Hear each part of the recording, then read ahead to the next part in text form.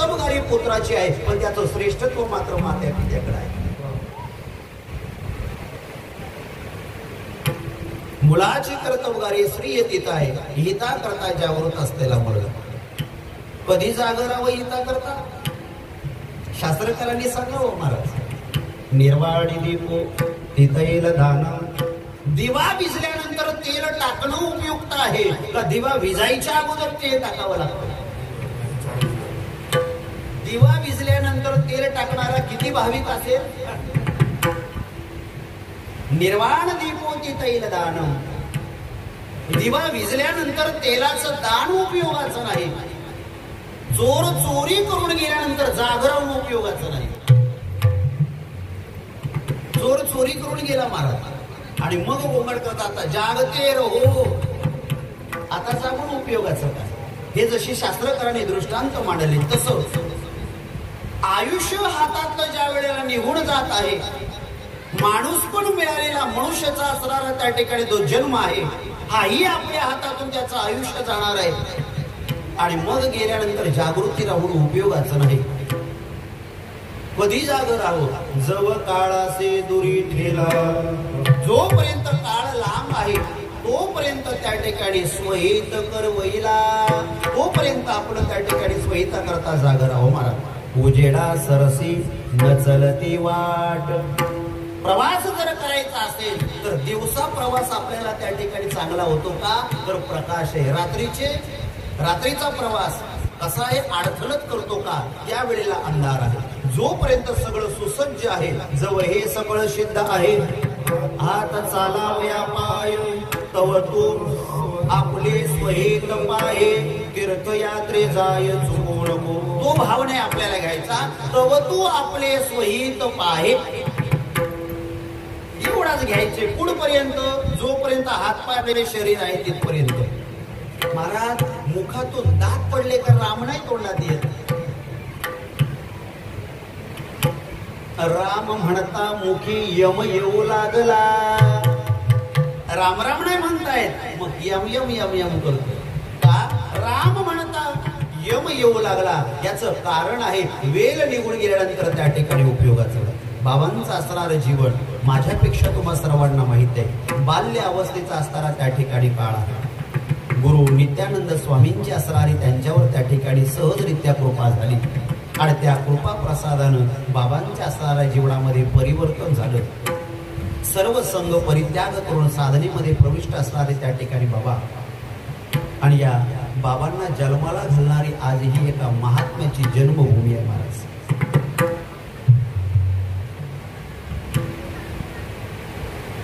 पुण्यभूमी धन्य देश जेथे वसते हरीचे दास. ही पुण्यभूमी आहे. पवित्र असणारा त्या ठिकाणी तो देश आहे.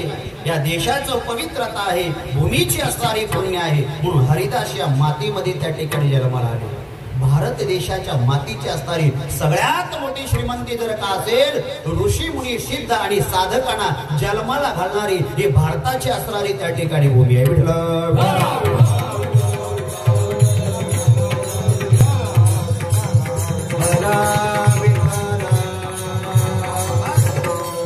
आणि या बाबांच्या असणाऱ्या जन्मभूमीमध्ये चतुर्थ वर्षाचा असणारा आपला हा यज्ञ आहे महाराज.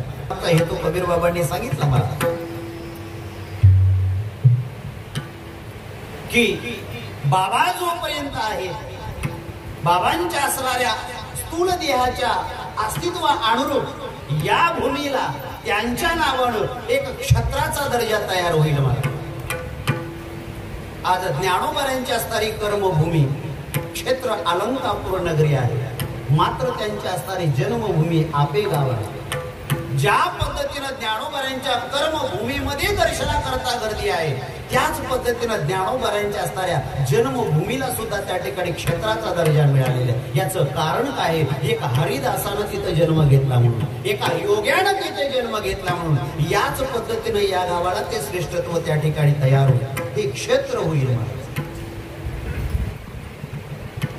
हा एक व्यवहारी भाव आला. बाबांनी त्या ठिकाणी मगाशी चर्चा करता झालं, बाबा एक गोष्ट आम्हाला धर्मदास बाबा आमच्या मठामध्ये आम्हाला सांगायची. एखादा असणारा गुरु आणि त्याचा असणारा त्या ठिकाणी शिष्य, या दोघांमध्ये जन्यजनक भावाचा असणारा संबंध राहतो. मायलेकराचं असणारं त्या ठिकाणी नातं असतं. गुरु शिष्याचं नातं हे एक मायलेकराचं असणारं त्या ठिकाणी नातं आहे. या संबंधानं तुकोबारायांच्या सानिध्यामध्ये त्यांच्या असणाऱ्या 14 टाळकऱ्यांमध्ये एक निळोबारायांचे त्या ठिकाणी होते. आणि सहज एकदा तुकोबाराया कीर्तना करता त्या ठिकाणी निघाले. निळोबाराया सगळे टाळकरी त्यांच्या बरोबर आहेत. आणि सहज निळोबारायांनी विचारलं तुकोबारायांना, महाराज आज कीर्तना करता अभंग कोणता आहे?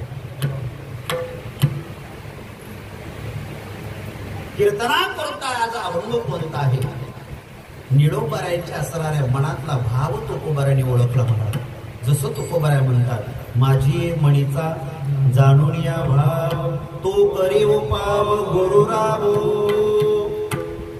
शिष्याच्या अंतकरणातला भाव गुरुला ओळखता येतो महाराज. भक्ताच्या अंतकरणातला भाव देवाला ओळखता येतो.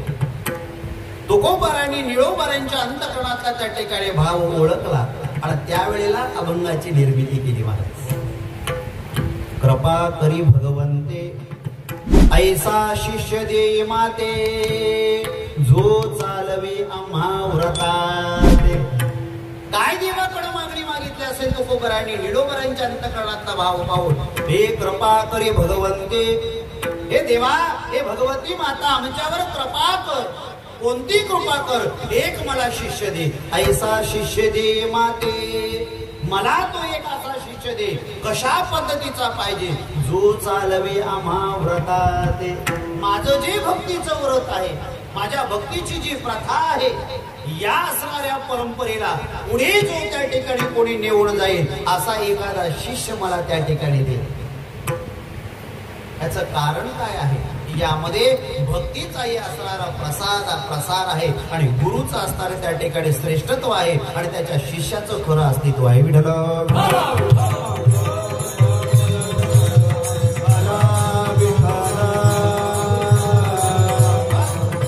हा जसा प्रकार आहे त्या पद्धतीने आहे इथं प्रकार घडलेले या गावामध्ये. असणारं त्या ठिकाणी जन्मगाव आहे. बाबांचं जन्मगाव हे राही आहे. हे क्षेत्र व्हावं ही ओळख त्या ठिकाणी बाबांच्या जन्मभूमीची आहे. याकरता, या परिचयाकरता या नाम यज्ञाचा असणारा प्रारंभ आहे. दुसरा कुठल्याही प्रकारचा असणारा हेतू नाही. कसला आहे? या नाम यज्ञाचा असणारा प्रारंभ आहे महाराज. आणि दुसरी गोष्ट जर बघितलं, खऱ्या अर्थानं ही असणारी साधकाची सेवा आहे. आणि या सेवेकरता आपल्या जीवनामध्ये आशीर्वाद त्यांचाच आहे महाराज. आपल्या बलानं आपण काही करू शकत नाही. साळुंखी मंजूळ बोलत असे वाणी शिकविता धनी वेगळाचे, किंवा आपल्या बळे नाही मी बोलत सखा कृपावंत वाचा त्याची. या न्यायानं आपण जरी हे कार्य जरी करत असलो, या कार्याच्या पाठीमाग अदृश्य शक्ती जर कोणाची असेल तर ती बाबांची आहे. विठ्ठल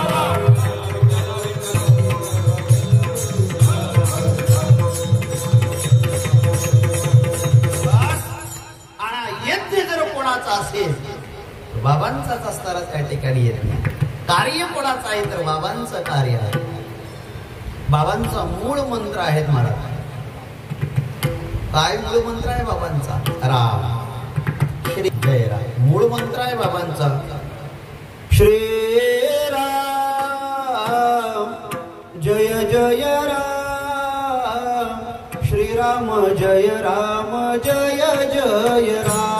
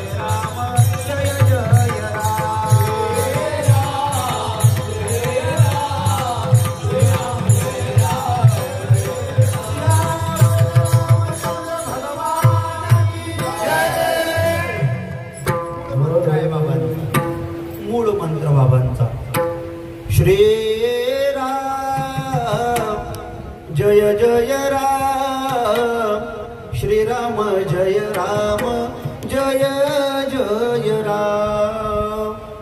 परमात्माचा स्तर नाम हे मूळ मंत्र आहे बाबांचा. भगवंताचा स्तर त्या ठिकाणी नाम. आणि ज्ञानोबराय सांगतात नाम जप यज्ञ तो पर, बाधू न शके स्नानादि कर्म, नामे पावन धर्म अधर्म, नाम परब्रह्म विदारथी. सगळ्यात मोठा असणारा जप आहे तो यज्ञ आहे. आणि त्यांना खऱ्या अर्थाने जर बघितलं की आपण का करावं, बाबांची आपल्यावर कृपा आहे. त्यांच्या असणाऱ्या कृपेचं ऋण आपल्यावर आहे. आणि या महात्म्याच्या ऋणानुबंधातून, भगवंताच्या ऋणानुबंधातून मुक्त होण्याकरता आपल्याला एकच कार्य करायचे, त्याचं नाव आहे भक्ती. विठ्ठल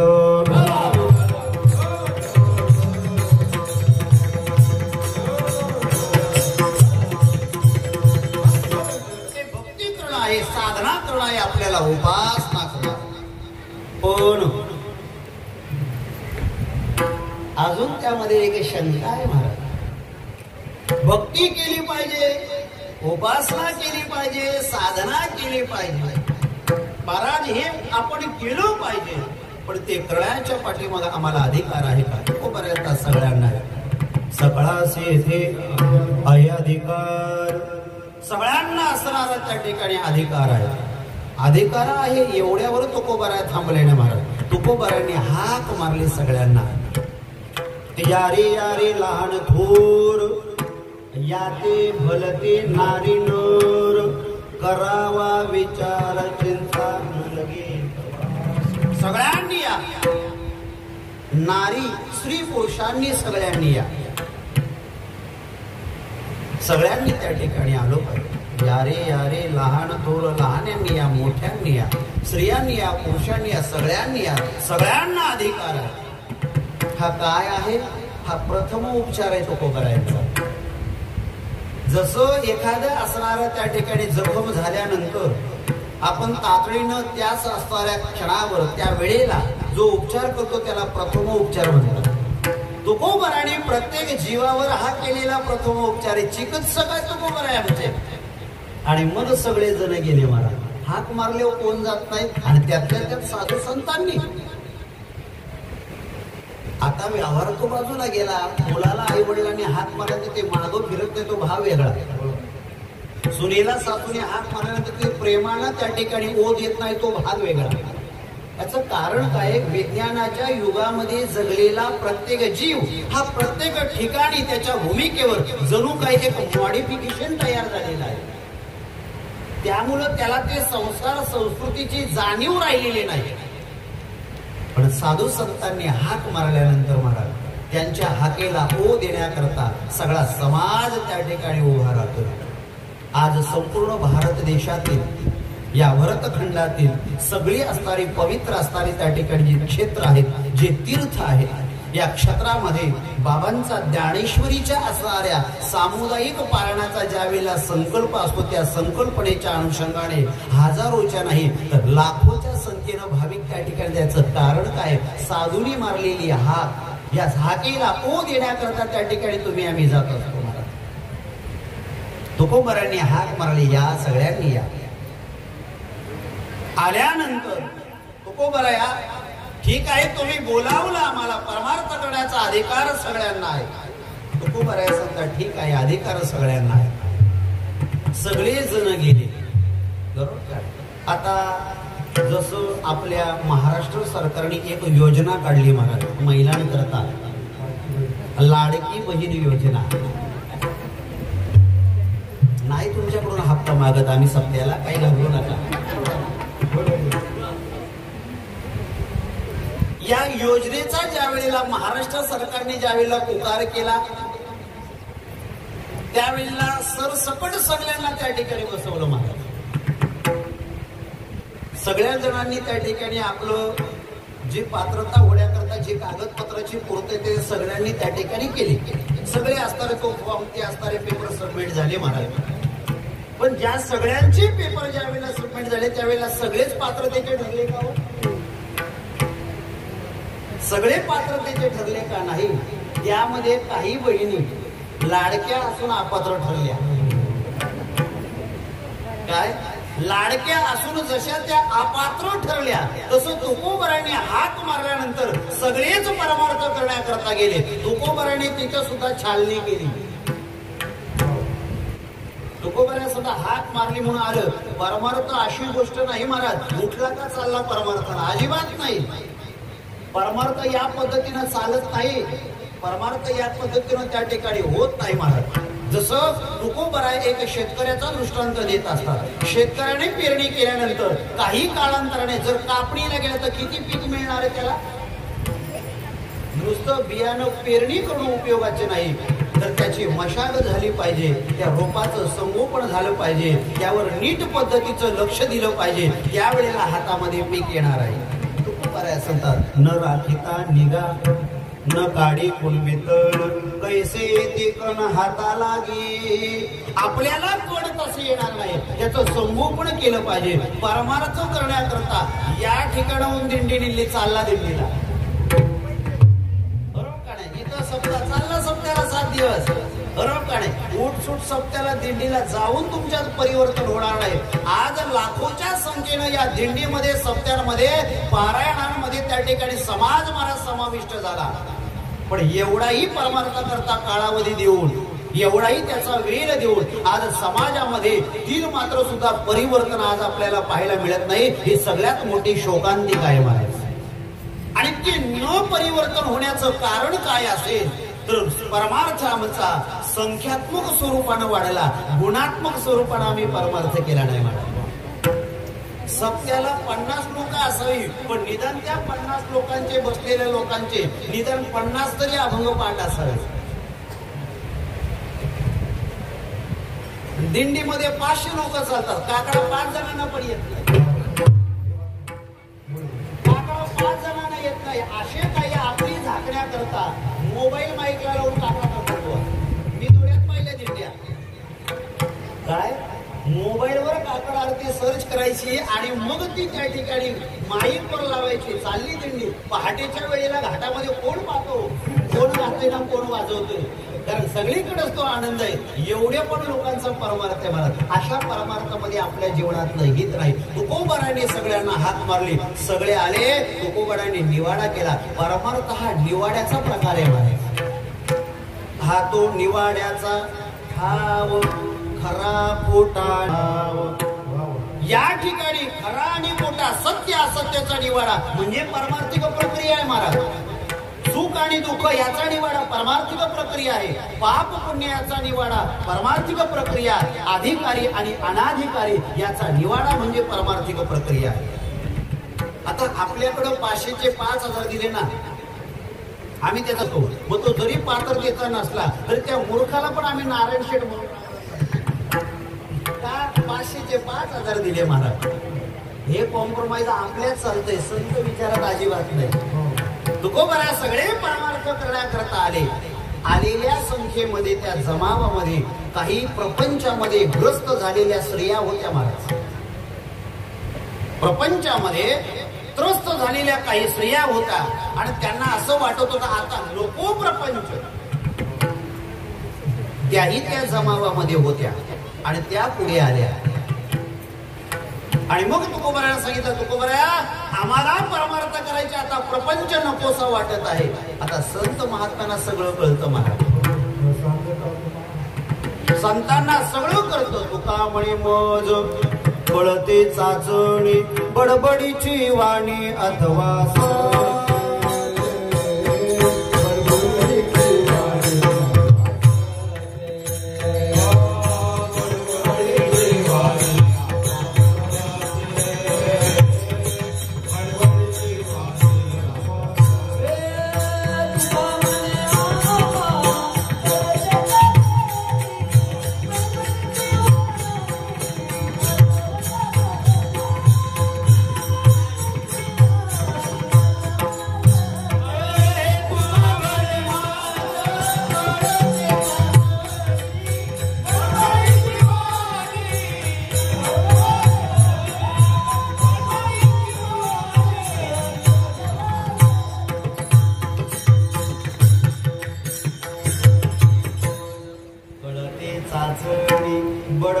खरीची वाणी अथवा सत्य, खरं बोलते का बडबड करते तुकोबऱ्यासने हे मला कळतं.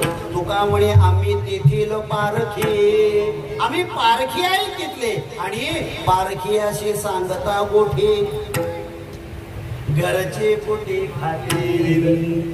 परीक्षकाच्या समोर त्या ठिकाणी काही चालत नाही महाराज. संत मंडळी ही पारखी आहे, परीक्षक आहे महाराज. हे त्यांना कळतं, खरा खोटा निवड आहे हे त्यांना कळतं. त्यावेळेला तुकोबरांनी त्यांना समजवण्याकरता कोणाला, ज्या जमलेल्या जमावामध्ये प्रपंचामध्ये त्रस्त झालेल्या काही ज्या स्त्रिया आहेत त्यांचा परमार्थ करण्याचा वरपांगी भाव आहे, या भावानं आलेल्या त्या महिलांना उद्देशून जगद्गुरु तुकोबरांनी गाथेमध्ये एक निवडक प्रकरण ठेवलं. त्या प्रकरणाचं नाव आहे विरहिणी.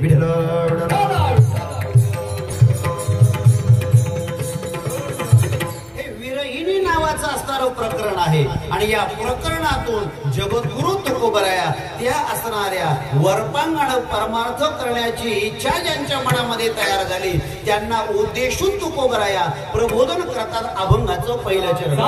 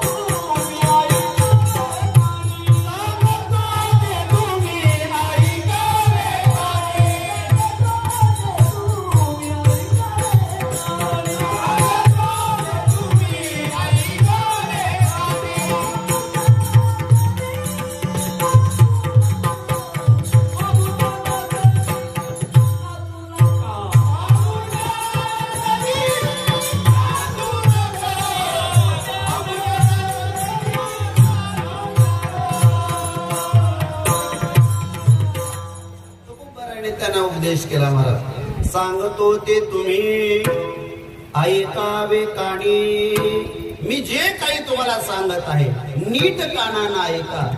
काय सांगता तुकोबराय? आमोचे नाचणे नाचू नका. तुकोबराय समजून सांगतात, ऐका नीट कानानं. परमार्थ नव्हे लेपुराच्या गोष्टी. परमार्थ करणं एवढं सोपं नाही. ती सुळावरील पोळी. भक्ती ते कठीण सुळावरील पोळी. कठीण आहे भक्ती. बोललं म्हणजे भक्ती झाली असं नाही, करायला गेला म्हणजे झाली असं नाही. याला भरपूर त्या ठिकाणी कस आहे महाराज, भरपूर असणारा कस आहे. तुकोबऱ्या सदा एवढं सोपं नाही महाराज, बरोबर का नाही? भक्ती करणं एवढं सोपं नाहीये. बोल बोलता वाटे सोपे,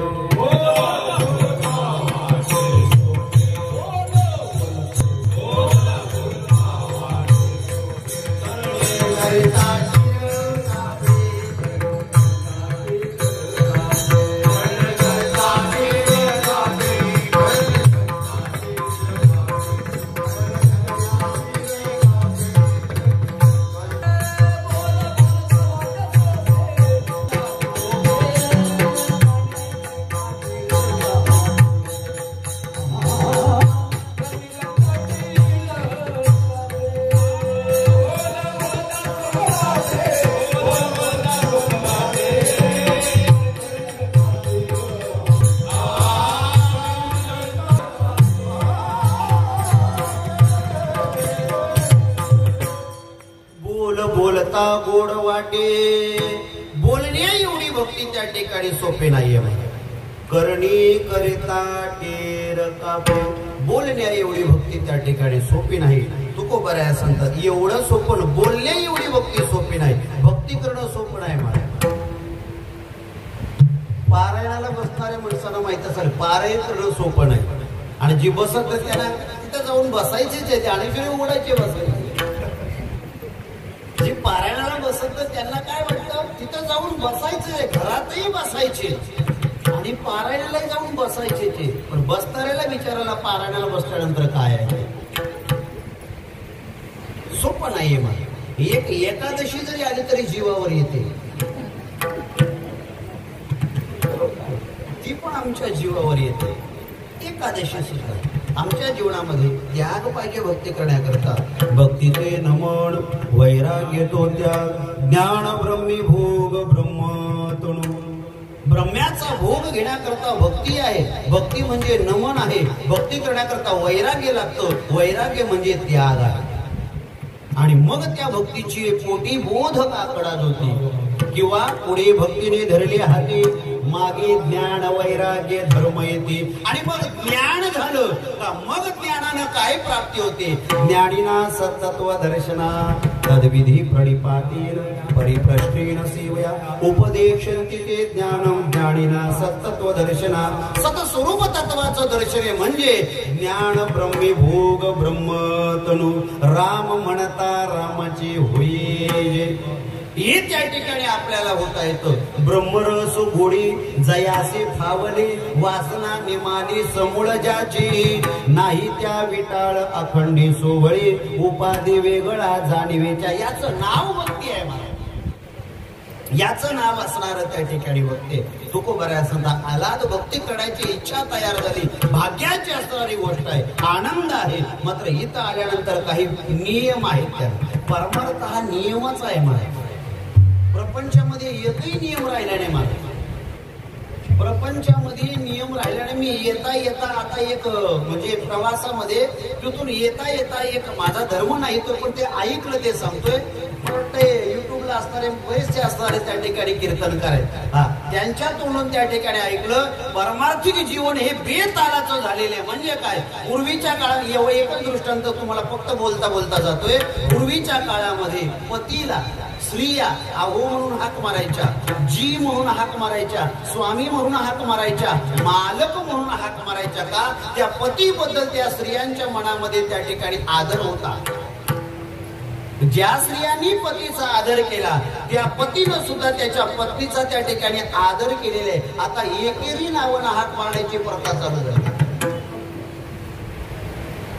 बायकोही नवऱ्याला त्या ठिकाणी एकेरीच नावात हाक मारते. त्या नावातले शब्दही त्या ठिकाणी आता गळायला लागले. महाराज, नाव जर प्रमोद असेल तर त्याला प्रमो म्हणूनच हाक मारतात बुवा.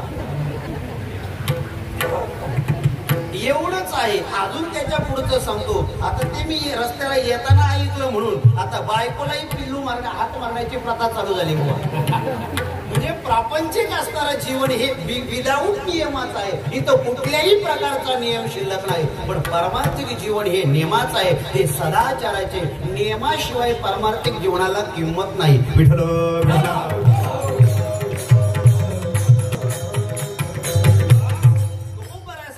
तुला परमार्थ करायचे ना, परमार्थ करण्याकरता एक नाथ बाबांनी त्याला वासुदेवामध्ये प्रगट केलेला आहे. जया परमार्थाचे तार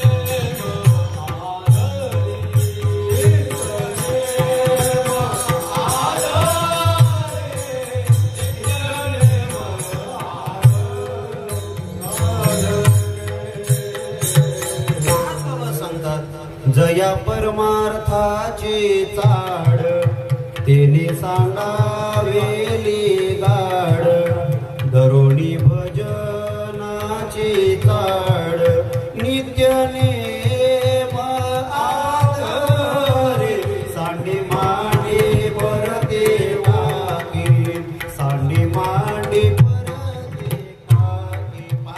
नियम सांगितला ज्याला परमार्थाची इच्छा आहे, आवड आहे, करावा असं वाटतंय. जया परमार्थाचे चाड काय केलं पाहिजे?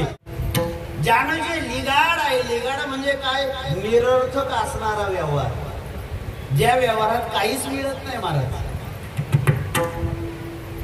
कण भुसाच्या आधारे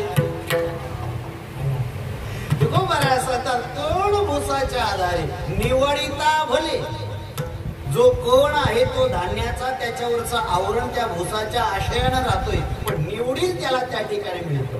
बरोबर का नाही? पण एक सुगरण होती म्हणे तुम्हाला कोणालाच काही बनवता येत नाही. महाराज सांगतात गहू एक जाते परी पाघानी नाशिती. गव्हाची एक जात आहे, पण ते सुगरणीच्या हातामध्ये गेल्यानंतर ती तिचे अनेक पदार्थ तयार करते. कोणी पोळी करतं, त्याला चपाती म्हणतात. बरोबर का नाही? कोणी पुरी करतं महाराज, कोणी शिरा करतं. आपण मगाशी नाश्त्याला खाल्ली ते लापशी बनवतो कोणी. अनेक पदार्थ, काही आंबीळ बनवतात. विदर्भामध्ये गेल्यानंतर त्याचीच असणारी आंबीळ बनवतात. जे काही असणारा पदार्थ आहे, पण ते अनेक पदार्थ जरी झाले ते कशापासून झाले? आणि ती एक स्वयंपाकीन पुढाले थांबा ग म्हणे तुम्हाला काही जमत नाही. तुकोबारा तिच्याकडे पाहतच होते. काही लोकांना ज्याला काही करता येत नाही ना, त्याचा रुबाब मोठा असतो माझा. ज्याला काही जमत नाही त्याचा दिंडीत थाट किती असतो, आम्हालाही लाज वाटते बरोबर काय? त्यांचं ते त्यांच्या असणाऱ्या धोत्राच्या पट्ट्या बरोबर. आता आमचा टाळ वाजवताना त्या ठिकाणी पैरण फाटलेली असते. राम पुसताना आमच्या खांद्यावरचं उपरणं मळलेलं असतं महाराज. कुठेही बसावं, कुठेही सगळ्या बाजूला त्याला नक्की धोतर आहे का त्या ठिकाणी पितांबर हे कळायला मारत नाही. हे वारकऱ्याचं जीवन. पण त्याचा दिमाग ती स्वयंपाकीन पुढाले सरकार म्हणे तुम्हाला काही जमत नाही. मी माझं बरंच वय घातलं कशात? स्वयंपाकात. तुकोबारा तिच्याकडे पाहतच होते काय करते ती नाकानं जरा भोगाणी होती महाराज. तिला नीट बोलता येत नव्हतं. आणि ज्याला नीट बोलता येतं ते शहाणपणा करायला पुढे येतं महाराज. तुकोबाऱ्याचा काय भोगाणी पाघाणी घाटीता कामाजी लोणी म्हणे मी घुसलन करते सारखा बाजूला. आणि ती घुसलन कशात करायला लागली? ताकात. आता ताकाचं किती दिवस घुसलन केल्यानंतर लोणी पटकन उत्तर द्या महिला म्हणल्यावर. ताकाचं घुसलन केल्यानंतर किती दिवसामध्ये लोण्याचा गोळा वर येणार आहे? दह्याचं घुसलन करण्याकरता जे पाणी टाकतात ना त्याला ताक म्हणतात. ही ताकाची खरी व्याख्या आहे. आणि ती शहाणी एवढी होती ती ताकात घुसलन करायला लागली. तुकोबारांनी तिला पाहिलं. तुका म्हणे ज्ञान दिमाकाचे भनभन. तुकोबारा हे असा परमार्थ भणभण करणारा परमार्थ अजिबात चालत नाही. तेने सांडावे लिगाड. निरर्थक व्यवहाराला बाजूला काढलं पाहिजे. ज्याला परमार्थ करायचे त्याने तो काढण्याकरता काय करावा? धरुणी भजनाचे चाड. एक गोष्ट लक्षात ठेवा, संत वाङ्मय असं खेळायला मिळलं पाहिजे.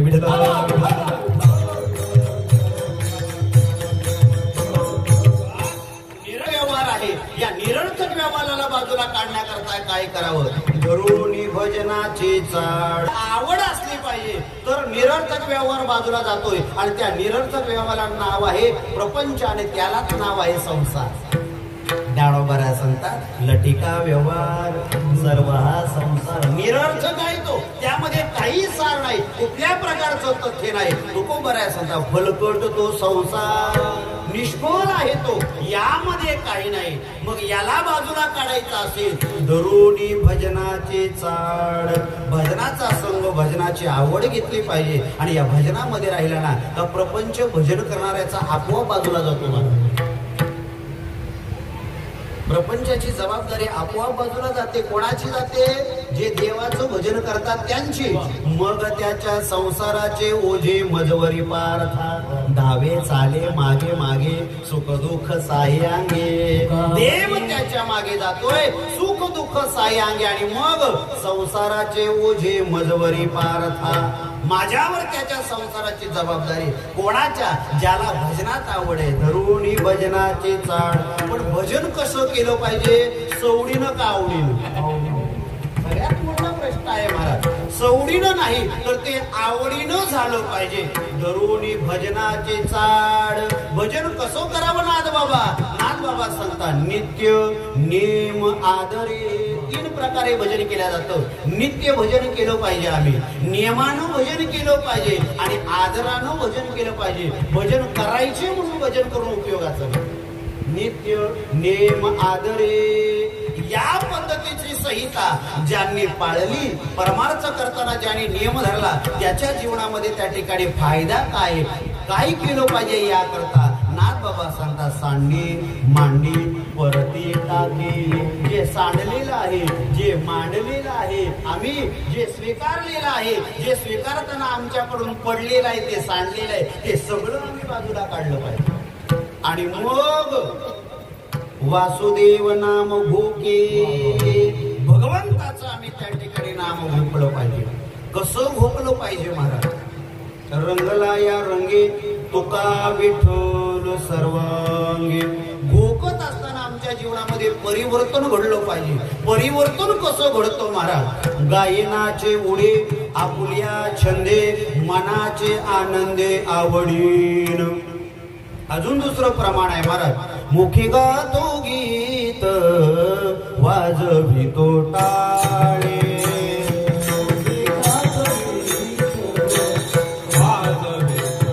मुखी गातो गीत वाजवितो टाळे, नाचतो रावळे प्रेम सुखे. त्याला ज्ञानोबरांच्या ओवीची जोड आहे. तरी कीर्तनाचे नटनाचे, नाशिले व्यवसाय प्रायश्चिताचे, ते नामच नाही पापाचे ऐसे केले.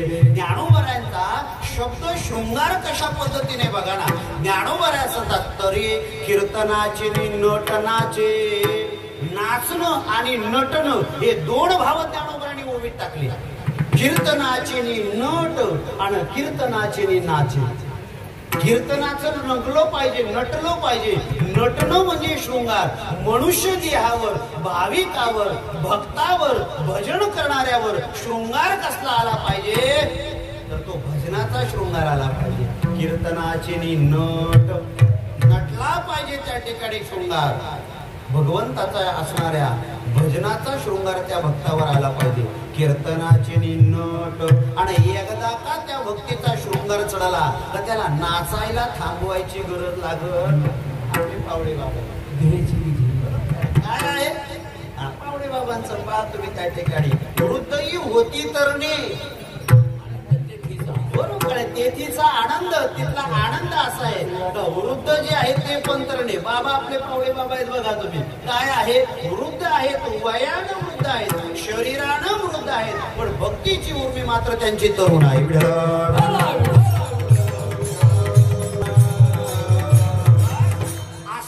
कीर्तनाचे नट, कीर्तनाचे नाचे. याचा परिणाम काय? नाशिले व्यवसाय प्रायश्चिताचे. का? तेथे नामच नाही पापाचे ऐसे केले. ऐसे माझे नाम घोषे, नाहीची करते विश्वचे दुःखे. अवघे जगचे महासुखे दुमदुमीत भरले. संपूर्ण जग जगातील सुख त्याच्या पायावर लोळणी घालतात. हे भक्तीचा असताना त्या ठिकाणी शृंगार आहे. तुकोबराया सांगता असं नाचावं लागतं. सांगतो ते तुम्ही ऐकावे गाणी आमुच्या नाचणी नाचू नये. महाराज नाचणं वेगळं आणि नाच करणं वेगळं. विठ्ठल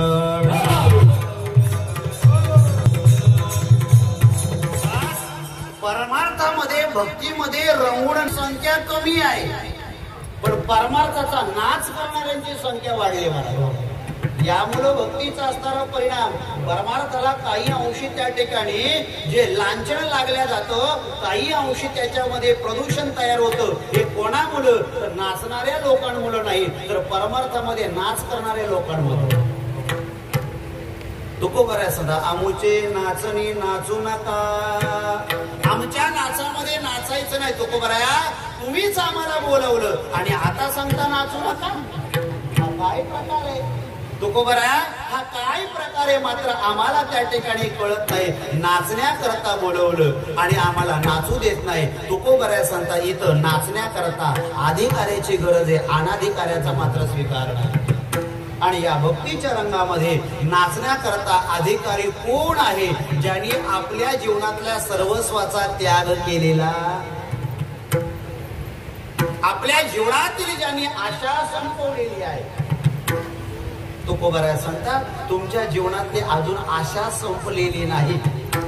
आशा समूल खंडून काढावी तरीच गोसावे व्हावे जगी, नाहीतर सुखी असावे संसारी.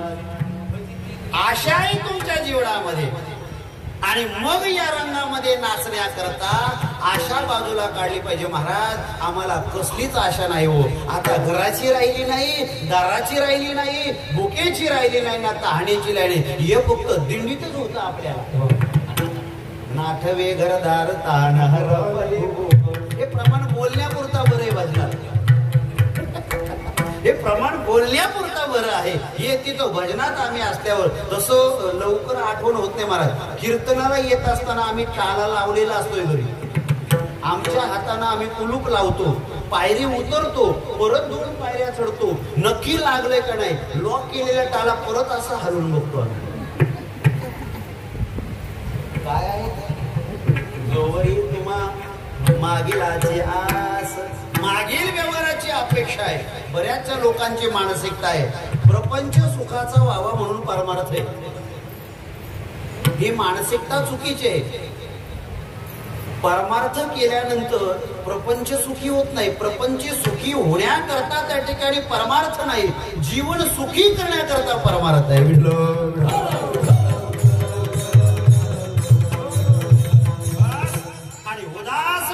त्या ठिकाणी सोंगाळू नका. तुकोबराया सांगता इथं येण्याकरता तुम्हाला प्रतिबंध काय? मी का आवडतोय? तुमच्या जीवनातली आशा त्या ठिकाणी आधी टाका. जी मागील व्यवहाराची आहे ती आशा बाजूला त्या ठिकाणी तुम्ही सोडली पाहिजे. आणि उदासपणा हा अंतकणातून असला पाहिजे. उदासपणाचं सोंग अजिबात नको, अभंगाचं दुसरं नको.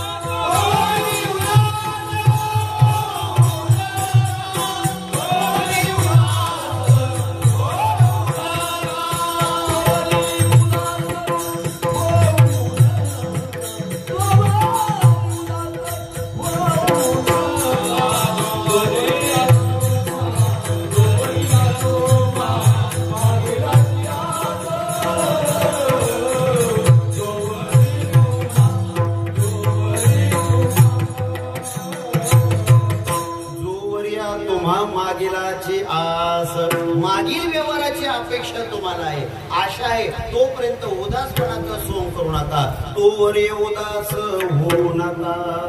कारण परमार्थ हा उदास वृत्तीनं केला जातोय. उदास वृत्ती म्हणजे काय? हसवायसा कोठे आठवचे नाही, देहीच विदेही भोगदशा. उदास वृत्ती म्हणजे नर्वसपणा.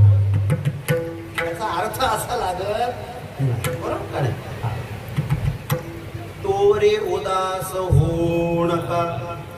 तो कोबराया, आता आम्ही इथपर्यंत तर आलो ना, बरोबर. तुम्ही बोलावलं म्हणून आलो आणि आता आल्यानंतर तुम्ही सांगता का आमच्यात यायचे ना, आता रिझर्वेशन आमचं रिटर्न नाही. आता आलोय ते आम्ही करणार. काही लोकांचा परमार्थामध्ये आग्रह असतो. आपण जर एखाद्याला सांगितलं ना टाळ हळू वाजवतो, तालात नाही वाजत, तो अजून जोरात वाजवतो. कारण एखाद्या जर बोललो ना आपण का हळू बोल, जरा हळू बोल, तो स्वरातून बाहेर येतो, अजून जोरात ताना देतो. आलोय तर आता माई भेटलाय, परत भेटले कीर्तन संपल्यावर टाळकून देणारे हातात आपल्या, बरोबर का नाही? भेटले ना मग ते फोटोच तर त्या ठिकाणी.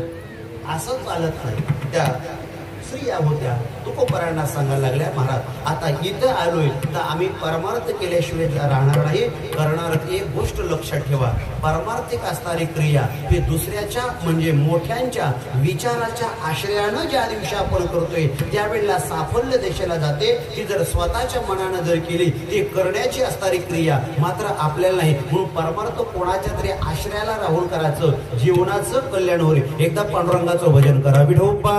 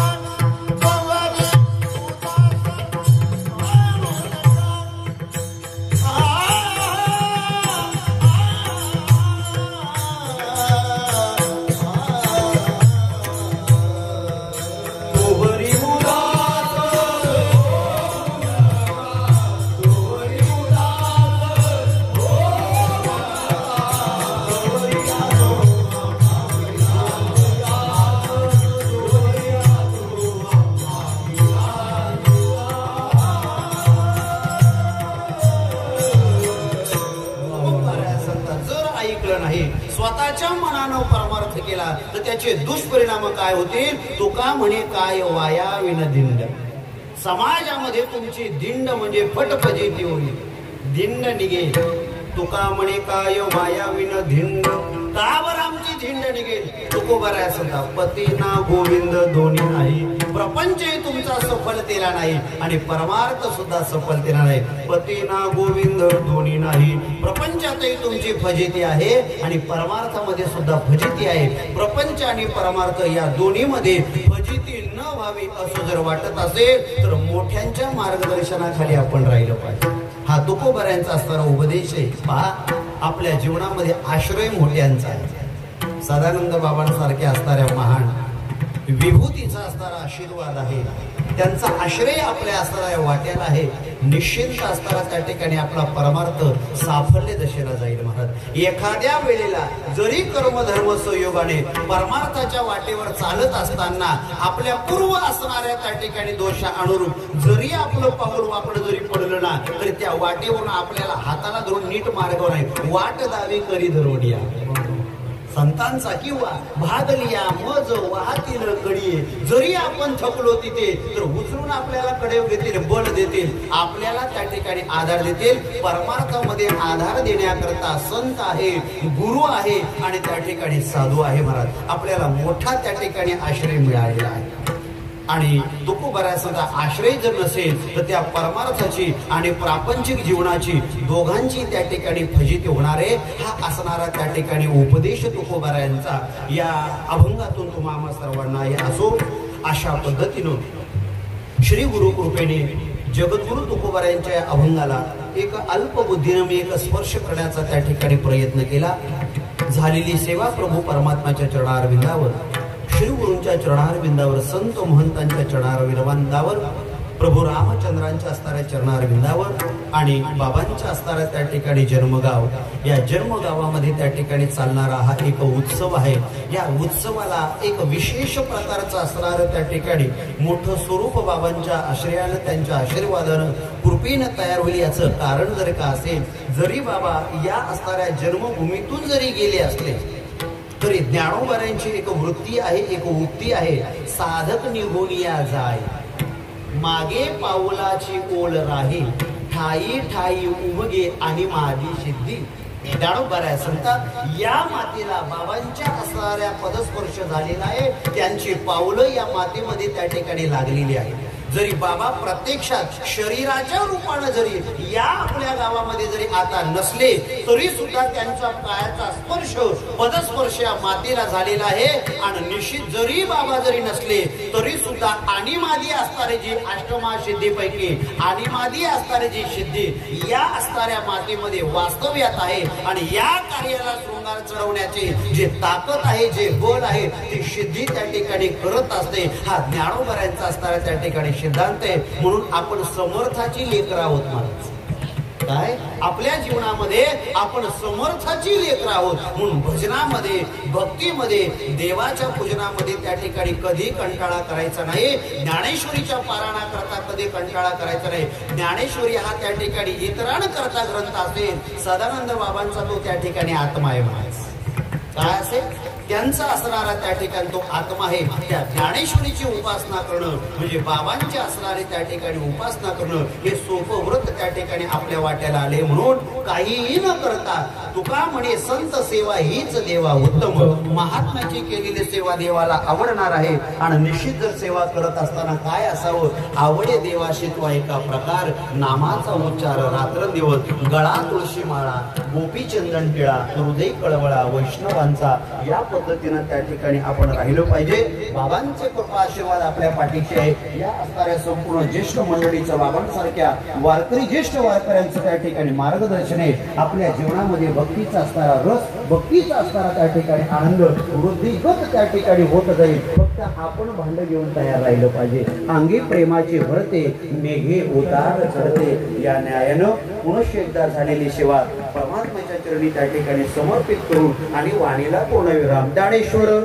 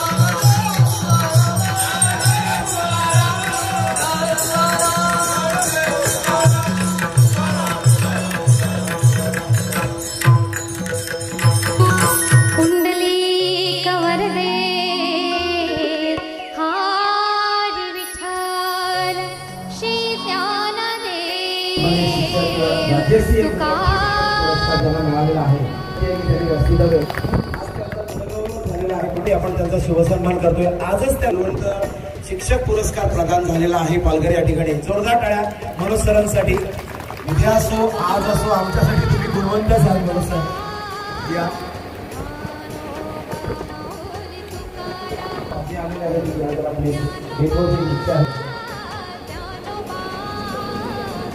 जोरदार टाळ्या मनोज सरांचं नाव त्यांनी अतिशय पुढे घेऊन ठेवलेलं आहे त्याबद्दल मनापासून धन्यवाद.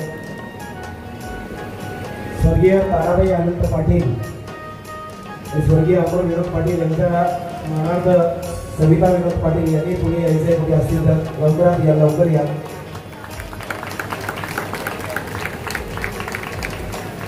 त्यानंतर विनंती करतो डॉक्टर नरेश काशीनाथ मध्ये शंभर स्टीलची